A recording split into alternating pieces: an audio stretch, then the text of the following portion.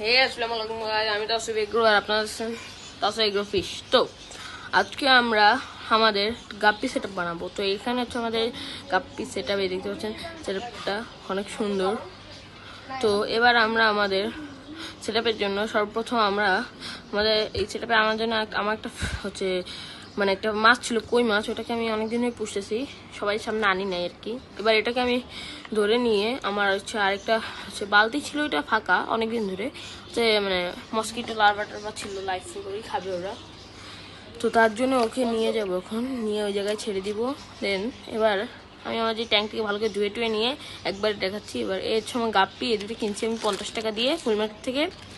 তো এবার আমি আমার গাপ্পিগুলো অ্যাকুইমেট করার পর এখানে দিব, কারণ আমি কখনো ট্যাঙ্কের মানে অ্যাকুইমেটের পানি দিই না, মানে দোকানে পানি, কারণ দিলে ওই যদি ভাইরাস থাকে তাহলে আমার অন্য মাছ মারা যাবে। তো আমি এখন আমার এর মধ্যে থেকে আমার একটা প্ল্যান্ট ছিল, প্ল্যান্টের সেটআপটা তুলবো।